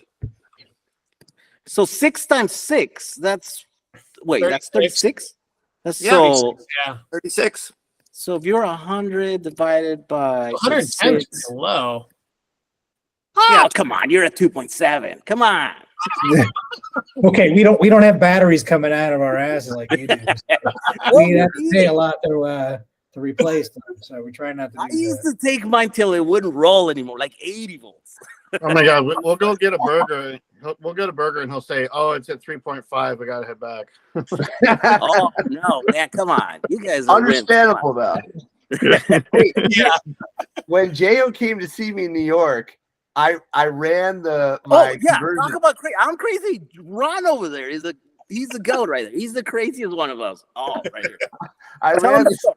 lead acid high school project into New York City across the Lincoln Tunnel, picked him up, drove him around. We had a lot of fun. And at the end of the night, I was going to drive back. And he's like, so, like, where's your meter to charge? Where's your SOC? And I'm like, I just kind of feel the pedal. I didn't even know the voltage. No, like zero instruments, nothing. Yeah, kids don't do that. There's a lesson. And then Stuck in the middle of the Lincoln Tunnel is no. Dude, you do not want to get caught in there. So I felt the pedal getting weak towards the tunnel, and I was with Kasim, who now works at Proterra designing battery packs. And so I was like, you know what? I'm not going to risk it. So I was like, we need to charge, and there's no charger. This is like 8 years ago. There's no chargers. So I was like, all right. So I saw an auto body place in the middle of the night. They're fixing taxi cabs. This is before Uber. So they're still fixing yellow taxi cabs in the middle of the night, like around like 12 at night. And I go, hey, listen, I got this car. You mind if I just plug in? They're like, first they give you the New York, like, who the fuck are you attitude. And I was like, no, look, check it out. And I opened the hood. They're like, and all these Jamaican guys surround me. They're like, this is amazing. Like, bring it in. Oh, let's do it. Let's go. Hey, clear that out. They're just fucking yelling and stuff. And they're just like, all right. And we push it in. Then I charged up 110, and I had a 12-volt charger as well. Dude, we stayed there for like 2 hours, and we probably got like almost just enough. And then I drove it back, and we made it. Speaking of lead acid, me and Tolak experienced that yesterday with, was it yesterday? Yeah, with one of my golf carts up at my property. Oh my God. We were driving it around and kind of like testing the range on it and seeing if it can go up hills and stuff. And I told Tolak, like, oh, I should go down the mountain and see if I can go back up. And he's like, I don't know if I'd do that. Oh yeah. I think I'm gonna go down to see if it runs out, and then who's gonna push it back? Yeah. I think we had like 700 watt hours worth of lead acid, which is like 250 in realistic terms. And was it a DC motor? Yeah, it's just a 36-volt DC motor. So there's no regen on the downhill, right? No, none. Man, that's So- too funny. That But second link is the Havasu trip. I found it. It's the second link I put in the chat there. Oh, okay. I'm gonna And pull then it up. that sort of like charging will you make it back home is around 15 and a half minutes. Okay, hold on a second. Let me get this thing. I got a gazillion tabs open. My computer's getting mad. I got a question for Johnny. But you do have regen for the Hilux though, right? Oh yeah, it's just a stock Tesla motor. Yeah. So Okay. when you come down the hill, do you get a significant bump? Yeah, I'd say about kilowatt hour and a half, something like that, coming back So- down. You don't want to leave the pad full then, right? I normally charge till like 4.05 volts a cell, something like that. So that's Oh, yeah. kind of, which I guess, what is that, like 85%, something like that. But I leave that little buffer there so I can go back down the hill or whatever, and regen, and it's not going to overcharge the pack or something. My green bus shut itself off one time when I left my storage garage, and because it's downhill from there. So yeah, but it started right up again, so wasn't no big deal. Nice.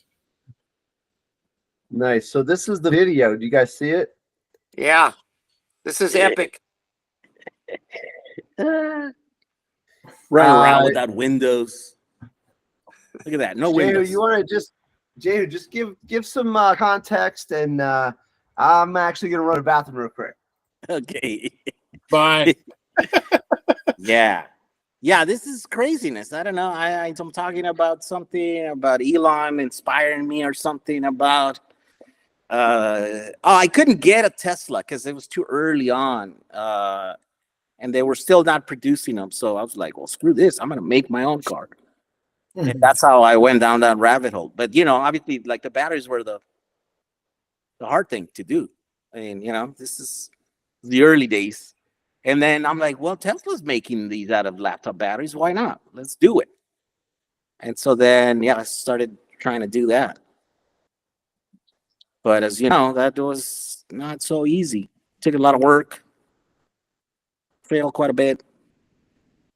And if it wasn't for Bream getting those early Tesla Smart for 2 cars, and he had all these batteries, then that's me. In Mexico, I was born in TJ, and so it's like that's me sitting in my yeah. This is trying to make things, But the bus was cool because, like, I didn't know anything about cars, so I was too dumb to know that you shouldn't attempt to, like, completely, like, remake a car and change it all up like that. It's like it's a perfect example of being too dumb, to not try something, And so That's look good. at Oh, that. look at this! You're soldering them. Soldering. Oh my I'm god! like, self uses? Sure, I could make some, I'll make my own version of them. And there, look at that. Giant backpacks. One of the great things about this video is you have like a Top Gear like race sort of built in, because you bring up the altitude there and back a couple of times. You're like, will the bus make it? And then like right here. This. Yeah. Yeah. And and it's I mean, that's a tough. Well, the thing was that I was caravanning, right? I was gonna try to caravan there. So I'm like, I have to try to keep up with regular buses. You know what I mean? Like, they go slow, I can go fast, but they can keep going, and I have to stop and charge. So This is what I tried to do with Bream's Rust bus last year, and it was just incompatible with a multi-day road trip. Yes. And I had to throw in the towel, but you know what? It was a great learning experience. Yeah, you need fast charging, and I don't know where we're at. Where are we in the DIY realms, Dude? Johnny, do you want to take that question? I feel like you really have gotten something going, right? There we go. I guess. I don't know. Yeah. Where are we? Because it's non-existent in my world yet. So. But I think Johnny's got a Tesla charger on board his Hilux, right? I mean, No, yeah, but I mean fast charging. I mean DC fast charging. Oh, okay. Can you DC fast charge? Huh? Can you DC fast charge? Technically, yes, because I could, but no. You haven't tried it? No. Oh, I see. Yeah, I mean that's the that's what we need to be able to drive these cars. This is the only reason why electric cars are a thing now. It's because DC fast charging. Like you forgot to charge, last night, and you gotta be to work. Okay, I'll be out of work 10 minutes late.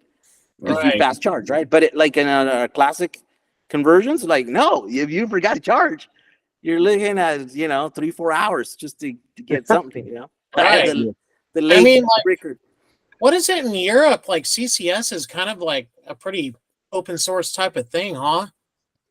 As far as I understand, because like electric classic cars, they seem to have that pretty figured out over there. Well, you get much more power to them, right? Because you have the 3-phase, I think.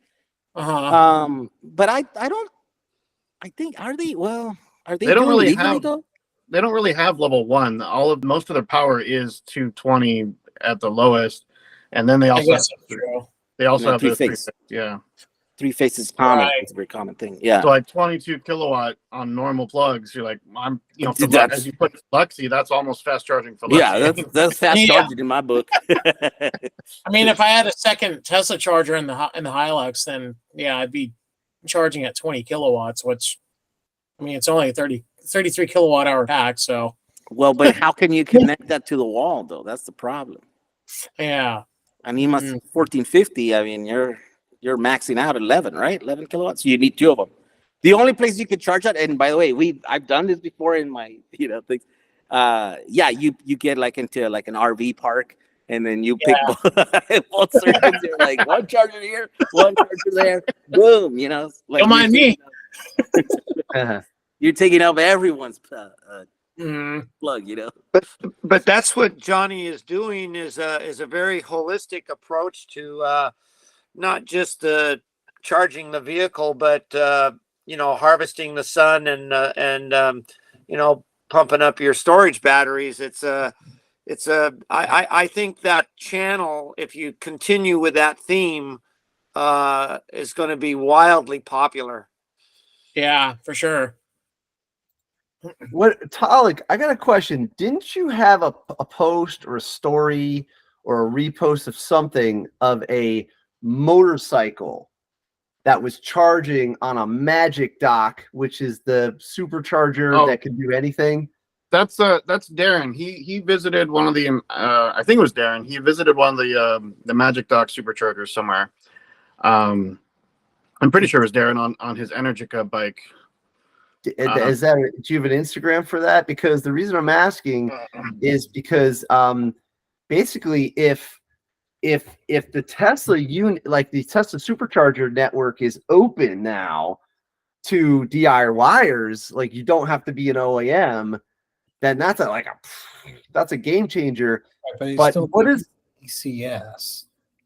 So there's like 2 things happening. So there's a few more Magic Dock sites being built where the CCS adapters built in, and if you use the Tesla app to charge my non-Tesla, it unlocks that adapter, and if you can get the cord to reach, depending on your vehicle, you can connect your CCS vehicle. But the charging isn't as great. It's something like 80%. Most people aren't getting the same charges, the same speeds they would on a supercharger.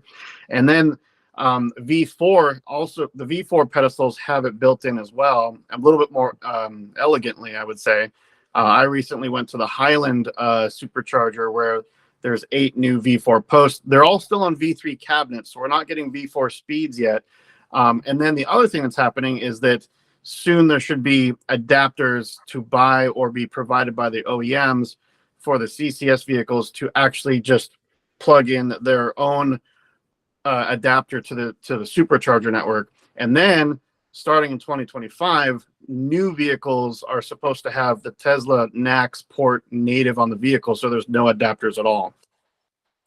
Yeah. So it's evolving. The adapters are supposed to be available as soon as this month, right? I mean, for Rivian, supposedly. That's what we got it. Rivian Ford should be coming out in the next month or two. Yeah. But okay, Wait, so so what's a V4? Like, how is that adapter built in that you said it's better? Oh, that's the. Well, Yeah, as you can see on the V3, it's this extra little box that comes out. But if you go to a V4 video, there's they designed the V4 pedestal so that it's tucked in there already. Oh. So it's not a retrofit. It's built into the V4 pedestals. But it's the same thing. It comes out when you need it. It stays in there when you don't. Right. And as far as I know, none of the V4s in the US have them activated yet. Or there's only a couple that you can actually pull it out yet, because right now the payment screens are off. It's literally just a supercharger. Because they have to deal with that whole thing now, the payment thing. But the other thing that's nice about the V4 is it is a longer cable. I'll bring up my Twitter post. With my Model Y, the cable goes about halfway through the back window of the Model Y. So it'll reach most vehicles on both sides. Wow. Wait, so what about, so they didn't, I think Tesla wanted to have everyone just get the Tesla app, but then the feds were like, now you have to let them use their own app kind of thing, right? So now. Yeah, so the price, if you go, it's kind of like all the other ones where if you pay, the problem with EVgo is you go there and you don't have a membership, it's super expensive to use EVgo with a credit card. You can do it, but it's super expensive. So 42 cents. Yeah, or do more. it all the time. Plus, like I refuse to get the thing, and I'm gonna pay 42 cents. Yeah, plus like a $7.99 activation fee or whatever. Yeah, Kyle's video is pretty good. He shows how far it can go and everything. But the thing is, the one he visited in Europe doesn't have a Magic Dock because it's all CCS2 there. So I'll try to bring up my Twitter post about it. Yeah, as you guys are figuring that out, but so technically DIY, like, it's still, you don't have permit to like charge from any of these. I think even all the CCS dispensers, like Tesla's, definitely not, right? But now, because they're open to all kinds of different cars, I think it's not going to be such a big issue now, because it's open to manufacturers. Because you could claim like, hey, I'm a manufacturer, and this is not a DIY thing or what, you know what I mean? Like, now it became like DIY is this more grayish area, I think. So that would be awesome if it was. I'm just need a 400 volt battery pack. Like, I don't know if it'll ever work with our 150 volt battery packs. Yeah. No. You'd have to have something that's at least 200. Johnny's got a 400. No, I do, but I'm just wondering what the CAN language is for that. I mean, because that's kind of what it is on the Pilot Prox. When it goes over to DC fast charge, it switches over to CAN bus. So it's got to have a lot of information from the battery pack, because it's got to know like what the cells are doing. Are they getting hot? Are they getting And that's why it's only going to be the V3 one. So all the urban superchargers, I believe, and the V2 superchargers are not going to be open to CCS vehicles, at least with the adapter, because it's only the V3 can switch over to CAN. Oh, I see what you're saying. Not the V4.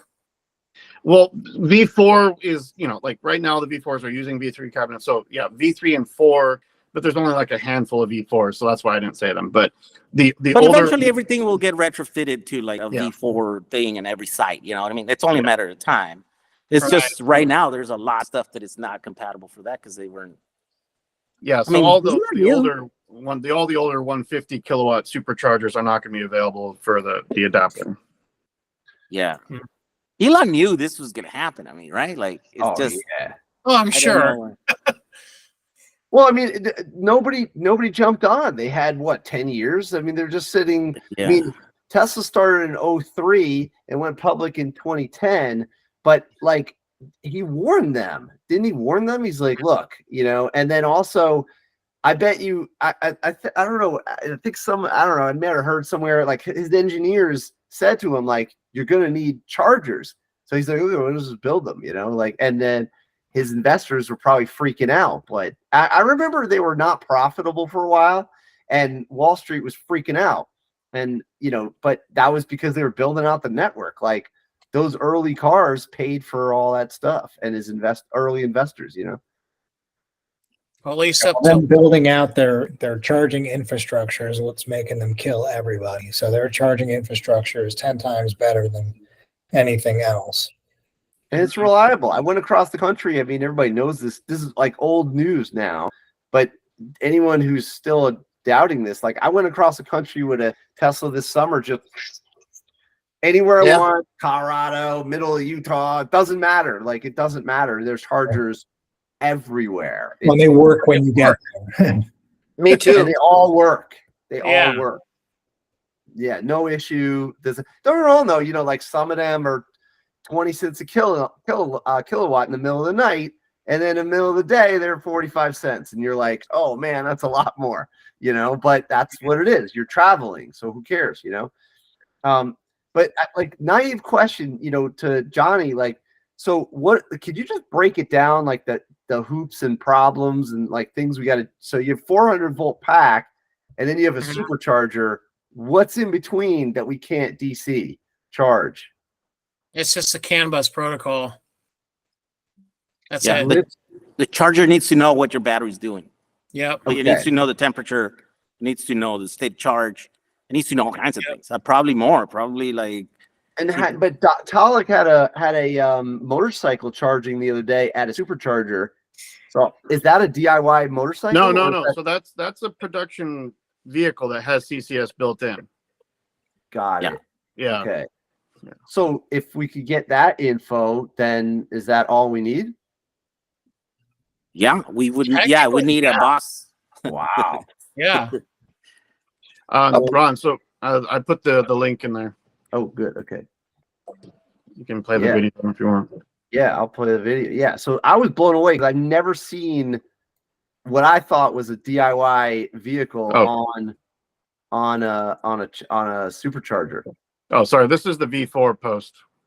Oh, okay. So how do we get to the one with the motorcycle? Actually, the motorcycle guy, I sold him the Ducati jacket that's on that because I used it in my Ducati project.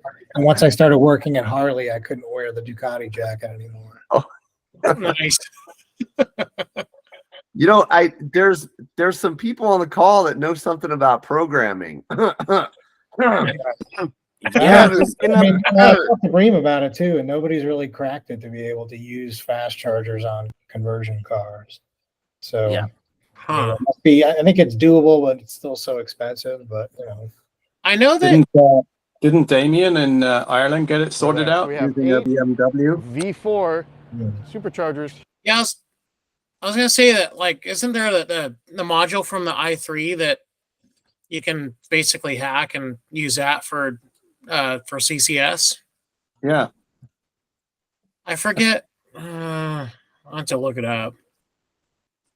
That might be an earlier CCS, or that motorcycle, go rip the controller out of that. Yes. Yeah. I mean, it's just CAN bus. I mean, if we have a charging session, we can, and it's basically the BMS saying, volts and amps. Right. That's what it's telling the charger. maybe we'll make it a future episode. I have friends that work at ChargePoint. Maybe they would join for this.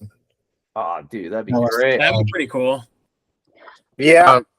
So Ron, the Instagram is called Shocker ZEV World, or Shockers EV World. Ooh, I like that. What a shocker! Yeah, but that's Darren's bike EV page, and it's like 12 posts down. Shocker! You want to throw it in the chat? 'Cause it's kind of like Shocker. Shocker EV. Z. So Shockers EV World. That's what it is. It's a BMW limb module. That's what's got all the CAN bus stuff on it for CCS. I'm looking at it right here. Oh, there we go. Let's pull it up. All right, this right here. Oh yeah, look at he's that, he's charging. So that's at our new mall one that finally opened after 3 years. But the supercharger post is about 12 down in his feed. Okay.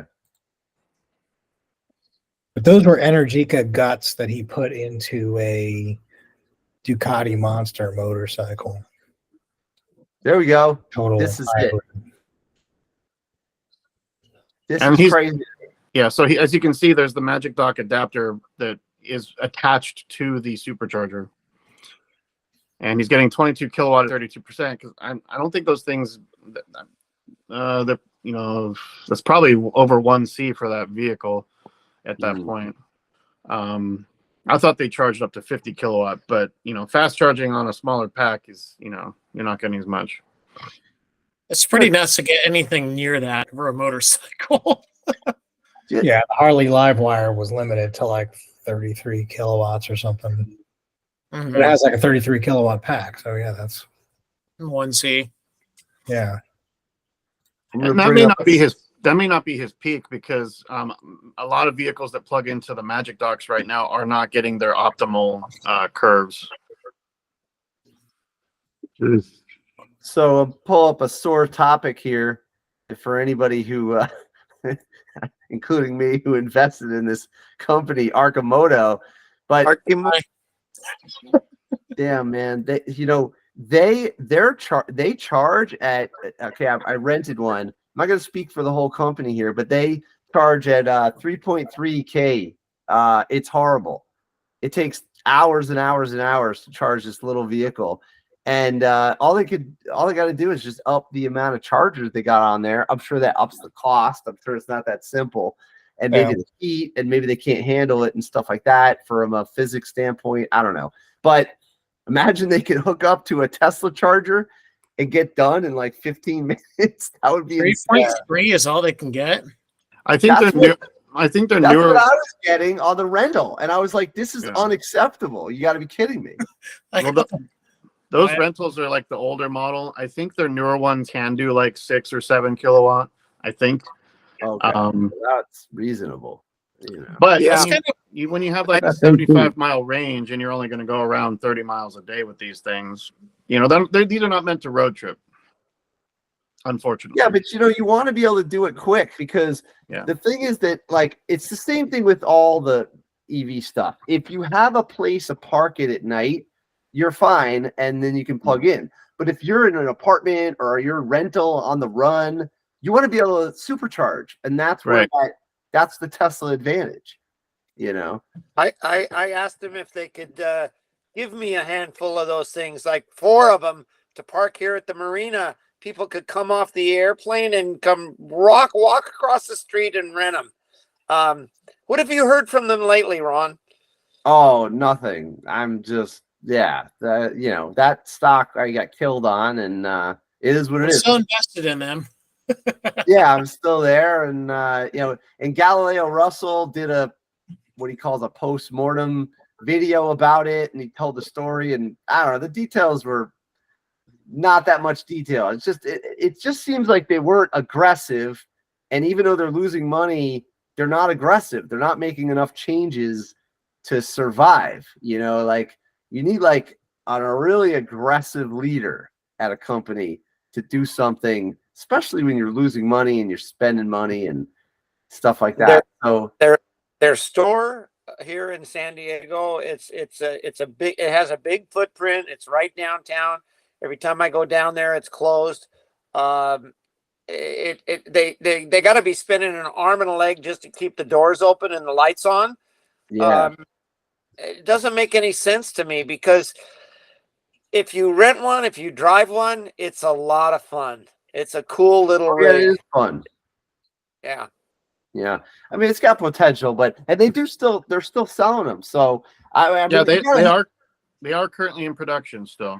You got to give it, like something.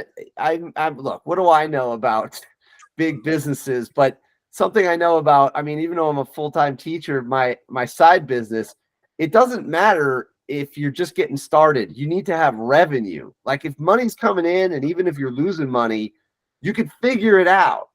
But the fact that they have revenue coming in, that's a positive thing. You know, and then if they were not selling vehicles, that would be like certain death, you know.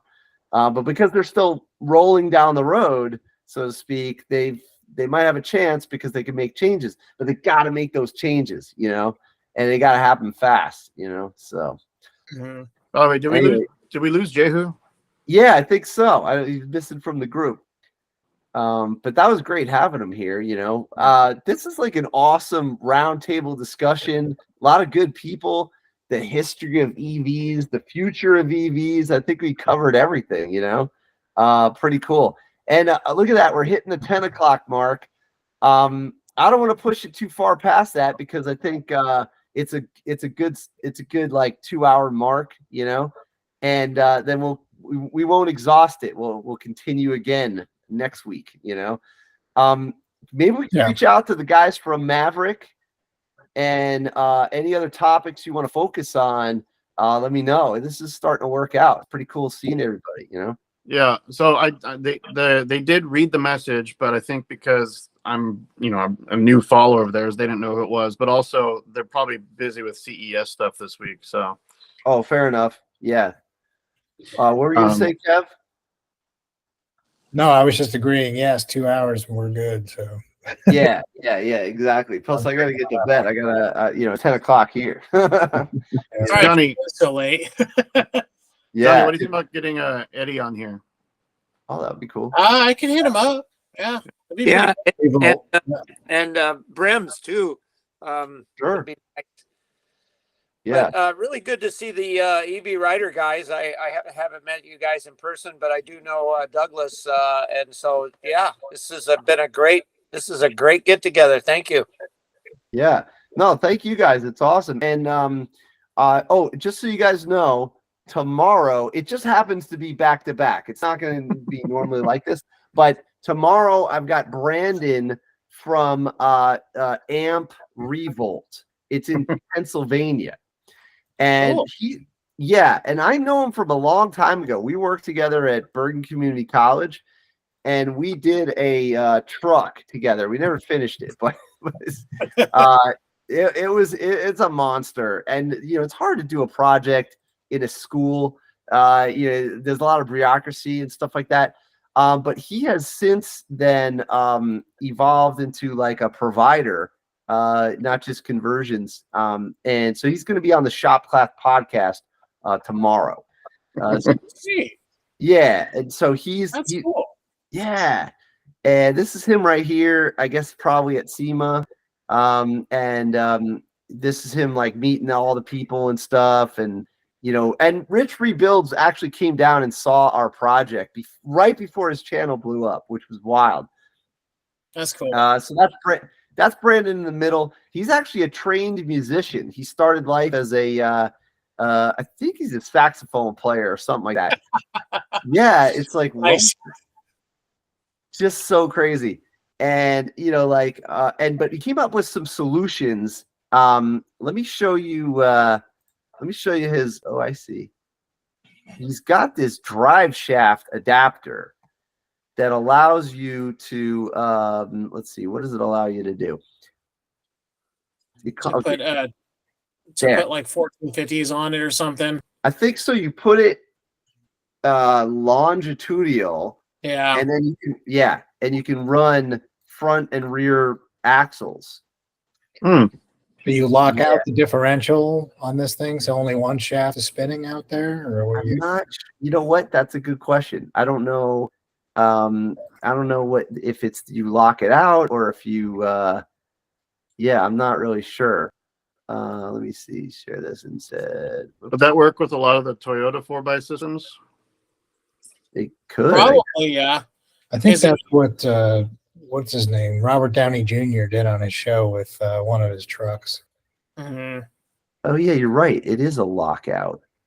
So you'd have to run I guess Quaif is the only one that's running the the 4.5-to-1 gear ratio too. That you have to switch out the gears on the LDU with if you're going to run differentials in that way.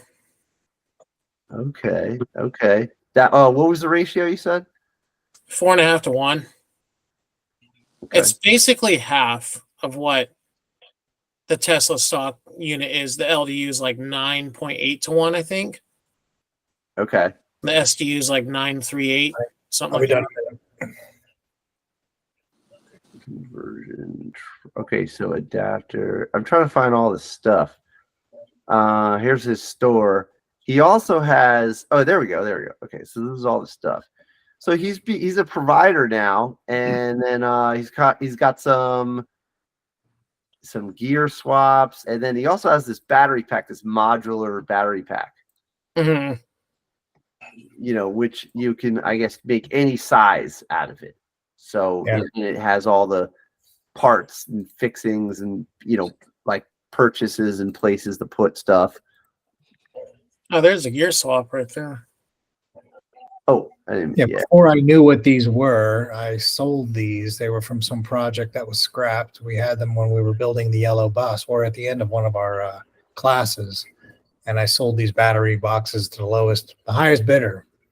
And now I realize how much they were worth. So, did they ever pay you? Because I forgot to pay you. No, he paid. He paid Margarita. Oh, okay, good. So anyway, yeah. So what's that? Okay. Sorry, on them. That was all taken care of. So we have Brandon on the show, Shop Class Podcast tomorrow, but then Shop Class Podcast will start to go back to shop teacher stuff, and you know, to be like, we're gonna have a welder on there. He's got an invention that's kind of cool, like this measuring device, and then mostly like welders, wood shop people, stuff like that. But then this will be like the EV spot, you know, because my audience over there, they're all shop teachers and they dig this stuff. But if all I'm doing is booking EV guests, I think eventually they're going to tune out. You know, they'll be like, all right, dude, come on. So, you know, and I like all the stuff, you know, like I like learning about, believe it or not, we cover everything at Shop Class Podcast, from like terrazzo floors to woodworking to, you know, whatever, you know, anything that a shop teacher should know about to pass on to the students. So yeah, so we're gonna switch it up over there. But tomorrow is Brandon, another EV guy, and last week was Gadget. That was awesome. Gadget was crazy. I'm just laughing because it's like for 2 weeks now. It's like, oh, the shop class is going to change, but it's still the EV stuff. It's you know what happened was I got caught. I asked Gadget like in the summertime, and then all of a sudden he's like, yeah, I'm ready to go, let's do this. And I was like, here's the open dates, and he's like, how about January 3rd? I'm like, all right, take it. And then I already booked Brandon, so I was like, all right, they're back to back, that's the way it is. So that's actually what made me think of this show. I was like, why don't we just do get together with all the EV people and like share ideas, because I can't keep up with all this stuff, and I don't know everything, so it's kind of fun, you know, bouncing off you guys, you know. So that's basically it. All right. Well, I'm going to end the recording there, and appreciate you guys coming in. This will be on my YouTube channel, and next week we'll try and get the Maverick guy. And then anybody else you think we should get in there. And Johnny, I'm sorry, you're going to have to solve this Hilux supercharging problem. I think I had to try something. Yeah, I think you'll blow Jehu's mind if you do it. And Kevin, we're gonna put you to work, man. Crack the code. Come on. The Holy Grail. Okay. Yeah, man. Supercharging the Hilux. Got to be some basic CAN message from, I mean, whatever. Yeah. Just bring one of those fancy motorcycles over, and we'll hack the CAN bus, no problem. Oh yeah, we know something about CAN bus. So it's got to be something simple. This is. I feel like we got the brain trust right here. It can happen. You gotta have the motivation. You know what you need? Like a road trip where you need to supercharge. And then there's some new YouTuber guy. I think his name is Talik. He'll probably document the whole thing. You know. There you go. And it'll probably go viral. It'll How do you go drive to Vegas in the humbug? Yeah, Speaking of which, quick show of hands, who would like to see the Hilux go up Palomar Mountain? Oh, that was cool. Oh, there we go. We Damn gotta do it, Johnny. We gotta do it, Johnny. I don't Sorry. even know where that is, and I want to see it. Where's, Okay. Getting down, you'll charge all your battery back up. I know. this is what you got to do. When you get to the top, pick up a load up the truck in the back. Oh, and there then you when go. Then when you go down, you'll make Full of rocks. yeah, just load it with rocks. Who cares? Dump it at the bottom. Hijacking kinetic energy. All right, There's some like huge heavy loaders in Switzerland that are electric apparently in a mine. Yeah. And that's what they do. They go up the hill, they load up with a big load, and then they regen coming back down. And these are those enormous ones where the tires are too big to even climb up.